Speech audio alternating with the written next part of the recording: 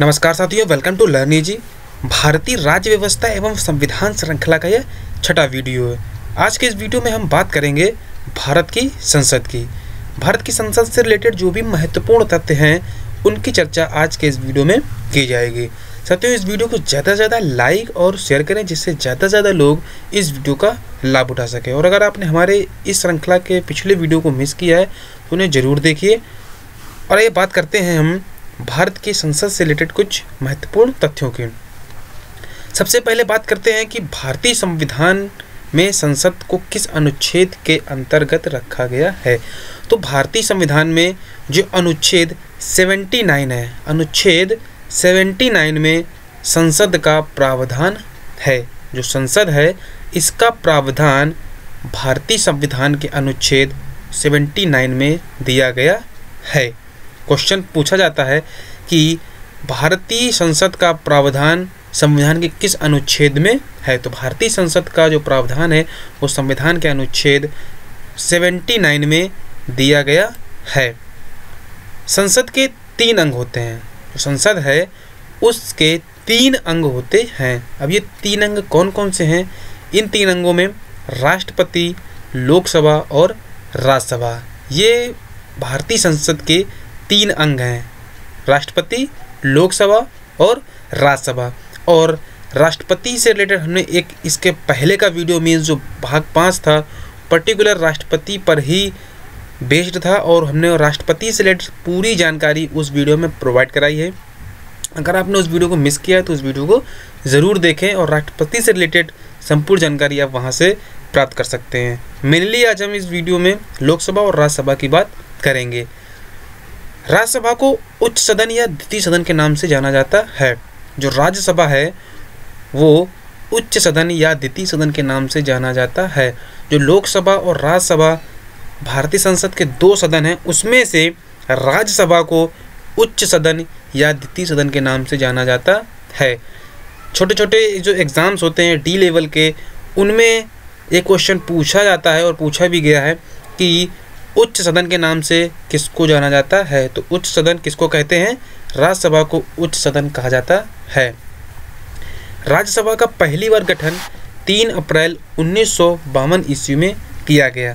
जो राज्यसभा था उसका पहली बार जो गठन हुआ वो 3 अप्रैल 1952 ईस्वी में किया गया था। इसकी पहली बैठक 13 मई 1952 को हुई थी। जो राज्यसभा की पहले गठन हुआ वो 3 अप्रैल 1952 हुआ और जो इसकी पहली बैठक हुई वो 13 मई 1952 ईस्वी को हुई थी। संसद के सत्र को राष्ट्रपति बुलाता है। जो संसद का सत्र होता है जो स्टार्टिंग होती है उसको राष्ट्रपति बुलाता है। मीन्स जो साल का पहला सत्र होता है उसको राष्ट्रपति ही बुलाता है। और जो आम चुनाव के बाद को जो पहला सत्र होता है उसको भी राष्ट्रपति ही बुलाता है। तो जो ईयर का पहला या भी जो साल का पहला सत्र होगा उसको राष्ट्रपति बुलाता है और लोकसभा चुनाव के बाद जो पहला सत्र होता है उसको भी राष्ट्रपति ही बुलाता है। राज्यसभा में अधिकतम 250 सदस्य हो सकते हैं। जो राज्यसभा में अधिकतम सदस्यों की संख्या है वो 250 है। मीन्स राज्यसभा में जो अधिकतम सदस्य होंगे वो कितने होंगे? 250 सदस्य हो सकते हैं। इसके अलावा राज्यसभा के जो 12 सदस्य हैं उनको राष्ट्रपति मनोनीत करता है। इट मीन्स जो 238 सदस्य हैं वो निर्वाचित होते हैं और जो 12 सदस्य हैं उनको राष्ट्रपति मनोनीत करता है। टोटल 250 में से 12 सदस्यों को राष्ट्रपति मनोनीत करता है जो कि अलग अलग फील्ड के जानकार, अच्छे जानकार होते हैं। स्पोर्ट्स से भी हो सकते हैं और संगीत से हो सकते, किसी भी क्षेत्र से जिसमें उनको महारत हासिल हो तो उस क्षेत्र के 12 सदस्यों को राष्ट्रपति मनोनीत कर सकता है। और जो 238 सदस्य होते हैं उनकी जो नियुक्ति होती है वो निर्वाचन के द्वारा होती है। अब बात करते हैं राज्यसभा के सदस्य का कार्यकाल की। तो जो राज्यसभा के सदस्य का कार्यकाल होता है वो 6 वर्ष का होता है। राज्यसभा के सदस्य का कार्यकाल 6 वर्ष का होता है। राज्यसभा एक स्थायी सदन है, यह कभी विघटित नहीं होती है। जैसे कि जो लोकसभा है उसको भंग किया जा सकता है लेकिन राज्यसभा एक स्थायी सदन है, इसको कभी भी भंग नहीं किया जा सकता है। राज्यसभा कभी भी भंग नहीं होती है, यह एक स्थायी सदन है। तो स्थायी सदन के नाम से भी राज्यसभा को जाना जाता है, यह कभी भंग नहीं होती है। राज्यसभा के 1/3 सदस्य हर दूसरे वर्ष अवकाश ग्रहण करते हैं। इसमें जो राज्यसभा है, इसमें जो सदस्य होते हैं वो 1/3 सदस्य हर दूसरे वर्ष अवकाश ग्रहण कर लेते हैं और उनके स्थान पर दूसरे सदस्य निर्वाचित होकर के आते हैं। तो इसका जो तरीका है वो ये है कि राज्यसभा के 1/3 सदस्य हर दूसरे वर्ष अवकाश ग्रहण करते रहते हैं और ये कभी विघटित नहीं की जाती है। ये सदन एक स्थायी सदन होता है। राज्यसभा का जो सदस्य है उसकी जो न्यूनतम आयु है वो 30 वर्ष होती है। 30 वर्ष की आयु पूर्ण करने के बाद ही राज्यसभा के सदस्य के योग्य माना जाता है। तो जो राज्यसभा सदस्य है उसके लिए जो न्यूनतम आयु है वो 30 वर्ष होती है, अधिकतम आयु का कोई प्रावधान नहीं है। मंत्रिपरिषद राज्यसभा के प्रति उत्तरदायी नहीं होती है। जो केंद्रीय मंत्रिपरिषद होता है वो राज्यसभा के प्रति उत्तरदायी नहीं होता है। जो मंत्रिपरिषद होता है वो सिर्फ और सिर्फ लोकसभा के प्रति ही उत्तरदायी होता है। मंत्रिपरिषद राज्यसभा के प्रति उत्तरदायी नहीं होता है। राज्यसभा के सदस्यों का निर्वाचन राज्यों के निर्वाचित विधानसभा सदस्य करते हैं। अब बात करते हैं कि जो राज्यसभा के सदस्य हैं उनका निर्वाचन कैसे होता है। तो राज्यसभा के सदस्यों का जो निर्वाचन है वो राज्यों के निर्वाचित विधानसभा के सदस्य करते हैं। जो भी राज्यों के विधानसभा सदस्य हैं, जो राज्यों की विधानसभा है उनके सदस्य हैं, उनके द्वारा ही राज्यसभा के सदस्यों का निर्वाचन किया जाता है।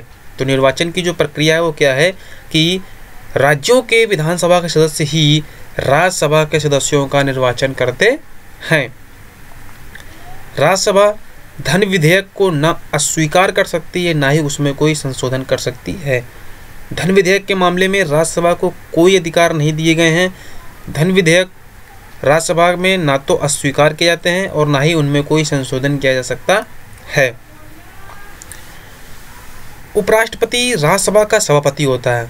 जो राज्यसभा का सभापति होता है वो उपराष्ट्रपति ही होता है और जो उपराष्ट्रपति को वेतन मिलता है वो उसको उपराष्ट्रपति पद के लिए नहीं मिलता है, बल्कि वह उसको राज्यसभा के सभापति पद के लिए मिलता है। इट मीन्स जो उपराष्ट्रपति होता है वो मेनली राज्यसभा का सभापति ही होता है। उसका जो वेतन है वो उपराष्ट्रपति पद के लिए नहीं मिलता, जबकि उसको जो वेतन मिलता है वो राज्यसभा के सभापति पद के लिए मिलता है। जो राज्यसभा का सभापति होता है वो उपराष्ट्रपति होता है और उसको वेतन राज्यसभा के सभापति पद के लिए मिलता है। लोकसभा के सदस्यों की अधिकतम संख्या 552 हो सकती है। बात करते हैं लोकसभा की, तो लोकसभा के जो सदस्य हैं उनकी अधिकतम संख्या कितनी हो सकती है? 552 हो सकती है। लोकसभा में सदस्यों की संख्या जो डिसाइड की गई है वो 552 है, ये अधिकतम संख्या होती है। इसमें भी जो 2 सदस्य होते हैं उनकी नियुक्ति राष्ट्रपति करता है और 550 में नियुक्ति की जाती है, मीन्स निर्वाचित किए जाते हैं। लोकसभा सदस्यों के लिए न्यूनतम आयु 25 वर्ष होनी चाहिए। लोकसभा के सदस्यों के लिए जो न्यूनतम आयु होती है वो 25 वर्ष होती है। 25 वर्ष की जो आयु है उसके बाद ही लोकसभा सदस्य के निर्वाचन के लिए एलिजिबल होते हैं। लोकसभा का कार्यकाल 5 साल का होता है। जो लोकसभा है उसका कार्यकाल कितना होता है? लोकसभा का कार्यकाल 5 वर्ष का होता है और राज्यसभा का कार्यकाल जो होता है वो 6 वर्ष का होता है। लोकसभा सदस्य अपना त्यागपत्र लोकसभा अध्यक्ष को देता है। यदि कोई लोकसभा सदस्य त्यागपत्र देना चाहता है तो वह अपना त्यागपत्र लोकसभा अध्यक्ष को देता है। क्वेश्चन बनता है कि लोकसभा सदस्य अपना त्यागपत्र किसे देता है? ऑप्शन में कुछ भी हो सकता है, लोकसभा अध्यक्ष, राष्ट्रपति, प्रधानमंत्री, लेकिन जो लोकसभा सदस्य होता है वो अपना त्यागपत्र लोकसभा अध्यक्ष को ही देता है। प्रधानमंत्री की सलाह पर राष्ट्रपति लोकसभा को भंग कर सकते हैं। जो लोकसभा भंग करने का जो अधिकार है वो राष्ट्रपति के पास है, लेकिन वह इसके लिए प्रधानमंत्री की सलाह जरूर लेते हैं। तो प्रधानमंत्री की सलाह पर लोकसभा को राष्ट्रपति भंग कर सकते हैं। इट मीन्स लोकसभा को भंग करने की शक्ति राष्ट्रपति के पास होती है। वो लोकसभा को भंग कर सकते हैं, लेकिन उसके लिए प्रधानमंत्री की सलाह लेना आवश्यक होता है। एक इम्पॉर्टेंट फैक्ट ये है कि चौधरी चरण सिंह ऐसे प्रधानमंत्री रहे जो कभी लोकसभा में उपस्थित ही नहीं हुए। जैसा कि जो प्रधानमंत्री होता है वो उसको लोकसभा का सदस्य होना जरूरी होता है, तो जो चौधरी चरण सिंह थे वो ऐसे प्रधानमंत्री रहे जो कभी लोकसभा में उपस्थित नहीं हुए। चौधरी चरण सिंह कभी भी लोकसभा में उपस्थित नहीं हुए। लोकसभा अध्यक्ष और उपाध्यक्ष अपना त्यागपत्र एक दूसरे को देते हैं। जैसे कि अगर लोकसभा अध्यक्ष अपना त्यागपत्र देना चाहे तो वह लोकसभा उपाध्यक्ष को देगा, और अगर लोकसभा उपाध्यक्ष अपना त्यागपत्र देना चाहे तो वो लोकसभा अध्यक्ष को देंगे। तो जो अध्यक्ष और उपाध्यक्ष हैं वो अपना अपना त्यागपत्र एक दूसरे को देते हैं। अध्यक्ष अपना त्यागपत्र उपाध्यक्ष को देंगे और उपाध्यक्ष अपना त्यागपत्र लोकसभा अध्यक्ष को देते हैं। लोकसभा में अनुसूचित जनजाति के लिए 40 सीटें आरक्षित हैं। जो लोकसभा है उसमें अनुसूचित जनजाति के लिए 40 सीटें आरक्षित हैं और अनुसूचित जाति के लिए 79 सीटें मीन्स 79 सीटें आरक्षित हैं।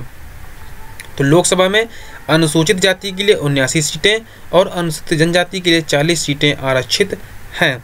लोकसभा में गणपूर्ति, जिसको कोरम कहते हैं, वो सदस्य संख्या का 10वां भाग होता है, और अगर हम इसको संख्या में बात करें तो ये 55 होता है। मीन्स किसी भी मीटिंग को स्टार्ट करने के लिए कम से कम 55 सदस्य आवश्यक होते हैं, और ये सदस्य संख्या का 10वां भाग होता है।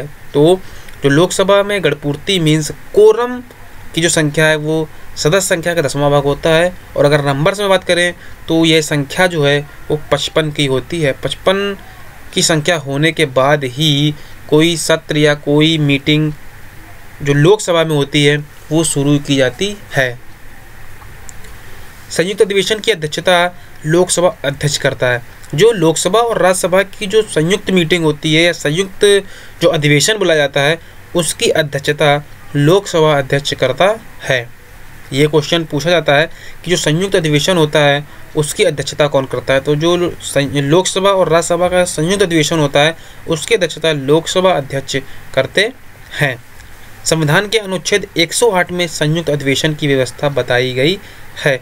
जो अनुच्छेद 108 है उसमें संयुक्त अधिवेशन की व्यवस्था की गई है। जो संयुक्त अधिवेशन है उसका प्रावधान संविधान के अनुच्छेद 108 में किया गया है। प्रथम लोकसभा का गठन 6 मई 1952 ईस्वी को हुआ था। प्रथम लोकसभा का गठन 6 मई 1952 ईस्वी को हुआ था। लोकसभा का अध्यक्ष के रूप में शपथ नहीं लेता बल्कि सामान्य सदस्य के रूप में शपथ लेता है। जो लोकसभा का अध्यक्ष होता है वह अध्यक्ष के रूप में शपथ नहीं लेता है बल्कि वह एक सामान्य सदस्य के रूप में शपथ लेता है, और उन्हीं सदस्यों में से ही एक अध्यक्ष चुना जाता है। तो अध्यक्ष के लिए कोई अलग से शपथ का प्रावधान नहीं है, वो एक सामान्य सदस्य के रूप में शपथ लेता है और बाद में उसको अध्यक्ष नियुक्त कर दिया जाता है। धन विधेयक के संबंध में लोकसभा का निर्णय ही अंतिम होता है। जो धन विधेयक होता है इसके संबंध में लोकसभा ही अंतिम निर्णय लेती है। इसमें राज्यसभा का जो हस्तक्षेप नहीं होता है, राज्यसभा इसमें कोई हस्तक्षेप नहीं करती है, और धन विधेयक पर अंतिम निर्णय जो होता है वो लोकसभा ही लेती है। प्रथम लोकसभा अध्यक्ष श्री जीवी मावलंकर और प्रथम लोकसभा उपाध्यक्ष श्री अनंत शयनम थे। अगर हम बात करें प्रथम लोकसभा अध्यक्ष की तो वो श्री जीवी मावलंकर थे, और अगर उपाध्यक्ष की बात करें तो वो श्री अनंत शयनम थे। लोकसभा भंग होने की स्थिति में अध्यक्ष अपना पद अगली लोकसभा की पहली बैठक होने तक रिक्त नहीं करता है। यदि लोकसभा भंग हो जाती है, लोकसभा भंग होने की स्थिति में जो अध्यक्ष है वो अपना पद तब तक खाली नहीं कर सकता जब तक कि लोकसभा गठित होने के बाद पहली बैठक नहीं हो जाती है। मीन्स जो लोकसभा का अध्यक्ष है वो अगली लोकसभा के गठन तक लोकसभा का अध्यक्ष बना रहता है, वो अपने पद को रिक्त नहीं करता है। पांचवी लोकसभा का कार्यकाल सबसे ज़्यादा रहा क्योंकि उस समय देश में आपातकाल लागू था। जो पांचवी लोकसभा थी उस लोकसभा का कार्यकाल सबसे ज़्यादा रहा क्योंकि उस समय देश में आपातकाल लागू था। वैसे जो इसका समय होता है वो 5 साल होता है, मैक्सिमम टाइम इसका 5 साल होता है, और उसके पहले इसको भंग किया जा सकता है, लेकिन जो 5वीं लोकसभा था उसका कार्यकाल 5 वर्ष से ज़्यादा रहा, और ऐसा इस वजह से था क्योंकि उस समय देश में आपातकाल लागू था। जब किसी प्रश्न पर बराबर मत पड़ते हैं तो राज्यसभा का सभापति या लोकसभा अध्यक्ष अपना निर्णायक मत देता है। जब कोई ऐसा प्रश्न इस पर बराबर मत पड़ते हैं, उसके पक्ष और विपक्ष दोनों बराबर बराबर मत पड़ते हैं, तो राज्यसभा का सभापति या लोकसभा अध्यक्ष अपना निर्णायक मत देता है, और जिस पक्ष में वो अपना वोट देता है तो उसी पक्ष की बात माननी पड़ती है। मीन्स यदि किसी प्रश्न पर बराबर मत पड़ते हैं तो राज्यसभा का सभापति मीन्स उपराष्ट्रपति या लोकसभा अध्यक्ष अपना निर्णायक मत देता है। तो जो बराबर की स्थिति होती है उसमें लोकसभा अध्यक्ष या राज्यसभा का सभापति अपना निर्णायक मत देते हैं। हम बात करते हैं संचित निधि की, क्योंकि इसी निधि के द्वारा राष्ट्रपति का वेतन और अन्य पदाधिकारियों का वेतन और भत्ते इसके द्वारा वितरित किए जाते हैं। तो संचित निधि का जो प्रावधान है वो अनुच्छेद 266(1) में वर्णित है। भारतीय संविधान के अनुच्छेद 266(1) में संचित निधि का प्रावधान है। इसके द्वारा ही राष्ट्रपति का वेतन, भत्ते एवं अन्य व्यय दिए जाते हैं। जो राष्ट्रपति का वेतन है, भत्ते हैं और जो भी अन्य व्यय हैं वो संचित निधि से ही दिए जाते हैं। इसके अलावा राज्यसभा के सभापति मीन्स उपराष्ट्रपति, उपसभापति और लोकसभा अध्यक्ष व उपाध्यक्ष के वेतन भत्ते भी संचित निधि से ही दिए जाते हैं। तो राष्ट्रपति के अलावा उपराष्ट्रपति और राज्यसभा के उपसभापति, लोकसभा अध्यक्ष एवं उपाध्यक्ष के वेतन भत्ते भी संचित निधि से ही दिए जाते हैं। और जो नियंत्रक महालेखा परीक्षक जिसे कैग कहते हैं और सर्वोच्च न्यायालय के न्यायाधीश के वेतन भत्ते एवं पेंशन भी संचित निधि से ही दिए जाते हैं। तो ये कुछ पद हैं जिनका जो वेतन है वो संचित निधि से दिया जाता है। उसके अलावा कोई ऐसा ऋण जो भारत सरकार पर भारित है या जिसका दायित्व भारत सरकार पर है, तो ऐसे ऋण भी संचित निधि के द्वारा ही अदा किए जाते हैं। तो ये कुछ जानकारी भारतीय संसद के बारे में थी, जिसमें हमने भारतीय संसद से रिलेटेड कुछ महत्वपूर्ण तथ्य प्रस्तुत किए। अगर ये वीडियो आपको अच्छा लगे तो इसे लाइक करना मत भूलिएगा। इसे ज़्यादा से ज़्यादा लाइक करें और इसे ज़्यादा से ज़्यादा शेयर करें, जिससे ज़्यादा से ज़्यादा लोग इस वीडियो का लाभ उठा सके। और हमारे नेक्स्ट वीडियो की अपडेट पाने के लिए हमारे चैनल को जरूर सब्सक्राइब करें। अगर आपने अभी तक हमारे चैनल को सब्सक्राइब नहीं किया है तो हमारे चैनल को जरूर सब्सक्राइब करें और इस वीडियो को लाइक करना बिल्कुल भी मत भूलें। वीडियो देखने के लिए आपका बहुत बहुत धन्यवाद।